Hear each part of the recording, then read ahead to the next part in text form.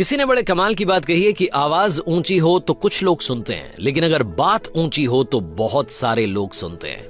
Hi guys, मैं हूं RJ Kartik. एक छोटी सी कहानी। ये कहानी एक लड़के की। 24 साल का लड़का जो सेठ के यहाँ पर नौकरी करता था। उसके माँ बाप इस दुनिया में नहीं थे। जिंदगी बड़ी परेशानी में चल रही थी। वो जाता था, रोजाना पैसे कमा करके घर आता था, खाना बनाता था, खाता था, सो जाता था। एक दिन उसने देखा कि उसने 4 चपाती और सब्जी बनाई। हाथ मुंह धोकर के वापस आया, तब तक 3 बची। दूसरे दिन भी यही हुआ। तीसरे दिन उसने ध्यान रखा और चूहे को पकड़ लिया। एक चूहा मोटा सा चपाती लेके जा रहा था। चूहे को पकड़ा तो चूहे ने कहा कि भैया मेरी किस्मत का क्यों खा रहे हो, मेरी चपाती तो मुझे ले जाने दो। तो लड़के ने कहा बेटा मेरे पास में ज्यादा पैसा नहीं, सिर्फ 4 मैंने बनाई है चपाती, उसमें से एक तुम ले जा रहे हो, मैं क्या करूंगा, मेरी जिंदगी ने मुझे बेहाल कर रखा है। तो चूहे ने कहा कि तुम्हारे सारे सवालों के जवाब तुम्हें एक इंसान दे सकता है। लड़के ने पूछा कि कौन है? तो चूहे ने कहा कि गौतम बुद्ध हैं, उनके आश्रम में जाओ, उनसे अपनी जिंदगी के बारे में पूछो, वो तुम्हें रास्ता बताएंगे कि करना क्या है। लड़के ने कहा बहुत बढ़िया बात है। चूहे की बात मान ली। गौतम बुद्ध से मिलने के लिए चल पड़ा। सेठ से छुट्टी ले ली 5-6 दिन की। रास्ता लंबा था, रात हो गई। इस लड़के को कुछ दिखाई नहीं दे रहा था। थोड़ी दूर पर एक हवेली दिखाई दी, वहां गया, जाकर के शरण मांगी। हवेली की मालकिन ने पूछा कि बेटा कहां जा रहे हो? तो लड़के ने कहा कि गौतम बुद्ध के आश्रम जा रहा हूं, उनसे मिलने के लिए। तो मालकिन ने कहा कि बहुत बढ़िया जगह जा रहे हो, गौतम बुद्ध से हमारे एक सवाल का जवाब लेकर के आना, अगर वो सवाल का जवाब दे दें। तो लड़के ने कहा जरूर, आपका सवाल पूछूंगा, बताइए। तो हवेली की मालकिन ने कहा कि बेटा मेरी 20 साल की बेटी है, जो 20 सालों से एक शब्द नहीं बोली है, बोल नहीं सकती है। बस उनसे पूछ लेना कि ये बेटी कब बोलेगी। ये बोलते बोलते उनकी आंखों में आंसू आ गए। लड़के ने कहा माता जी आप परेशान मत हो, मैं जाऊंगा और आपके सवाल का जवाब जरूर लेकर आऊंगा। लड़का अगले दिन चल पड़ा। रास्ता बहुत ज्यादा लंबा था। रास्ते में उसे बड़े बड़े पहाड़ मिले, ऊंचे ऊंचे पहाड़, बर्फ वाले पहाड़। उसे समझ नहीं आ रहा था कि कैसे पार करूंगा, बड़ी देर हो जाएगी। तभी उसे एक जादूगर दिखाई दिया जो वहां बैठकर के तपस्या कर रहा था। जादूगर के पास गया, उससे बोला कि मुझे गौतम बुद्ध से मिलने के लिए जाना है, रास्ता तो बहुत ही परेशानी वाला लग रहा है, कैसे मैं पार करूंगा? तो जादूगर ने कहा कि गौतम बुद्ध से मिलने जा रहे हो, मेरे एक सवाल का जवाब लेकर के आ जाना, पहाड़ तुम्हें फटाफट से पार करा दूंगा। लड़के ने कहा आपका सवाल बताओ।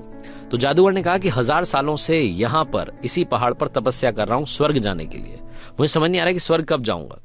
तो लड़के ने कहा ठीक है, आपके सवाल का जवाब लेकर के आते हैं। जादूगर ने छड़ी घुमाई, लड़के को पहाड़ पार करा दिए। मैदानी इलाका आ गया। वहां पर एक बड़ी सी नदी थी। लड़के के सामने फिर से समस्या थी कि अब ये नदी कैसे पार करें। तभी उसे वहां पर एक बड़ा सा कछुआ दिखाई दिया। कछुए से मदद मांगी कि आपकी पीठ पर बैठा करके मुझे नदी पार करा दीजिए। कछुए ने कहा ठीक है। जब नदी पार कर रहे थे तो कछुए ने पूछा कि कहां जा रहे हो? तो लड़के ने कहा गौतम बुद्ध से मिलने जा रहा हूं। कछुए ने कहा वाह यार, बड़ी अच्छी जगह जा रहे हो, एक काम करना मेरे सवाल का जवाब ले आना। तो लड़के ने कहा कि आपका भी सवाल बताइए। तो कछुए ने अपना सवाल बताया कि मैं बड़े टाइम से 500 सालों से इसी नदी में हूं और ड्रैगन बनने की कोशिश कर रहा हूं, ड्रैगन कब बनूंगा ये बस पूछ करके आ जाना। लड़के ने कहा ठीक है। लड़का पहुंचा आश्रम में, गौतम बुद्ध के पास।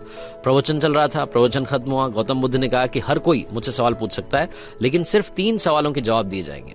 अब लड़के के सामने समस्या थी कि किसके सवाल को ड्रॉप करें, किसका सवाल छोड़ें और किसका पूछें। लड़के ने सोचना शुरू किया। सबसे पहले हवेली की मालकिन नजर में आई, ध्यान में आई। तो उसे लगा कि वो तो अपनी बेटी का इलाज कराना चाह रही है, उनकी बेटी बोल नहीं रही है, उनकी आंखों में आंसू थे, उनका सवाल पूछना जरूरी है। दूसरी जो तस्वीर उसके दिमाग में आई, नजर में आई, वो आई जादूगर की। जादूगर 1000 साल से वहां तपस्या कर रहा है बर्फ के पहाड़ में।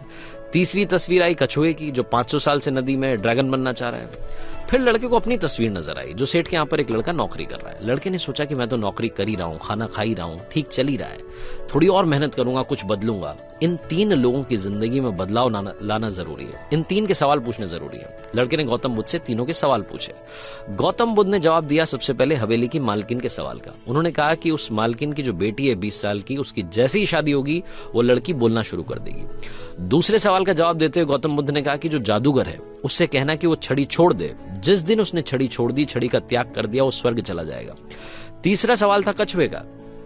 गौतम बुद्ध ने कहा कि उस कछुए से कहना कि अपना कवच उतार दे, जिस दिन उसने कवच उतार दिया उस दिन वो ड्रैगन बन जाएगा। लड़के ने नमस्कार किया, प्रणाम किया, चल पड़ा वापस। रास्ते में कछुआ मिला। कछुए से कहा कि भैया कवच उतार दो। गौतम बुद्ध ने कहा तुम ड्रैगन बन जाओगे।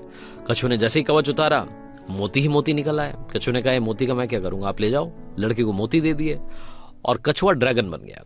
थोड़ा आगे चला तो जादूगर मिला। जादूगर को जाकर के कहा कि भैया आपको छड़ी छोड़नी पड़ेगी, तभी आप स्वर्ग जा पाओगे। जादूगर ने कहा ये लो छड़ी छोड़ दी, ये छड़ी तुम रख लो, मैं स्वर्ग चला जाऊंगा। जादूगर स्वर्ग चला गया। और अब आई बारी तीसरे सवाल की। ये पहुंचा उस हवेली में जहां मालकिन ने सवाल भेजा था।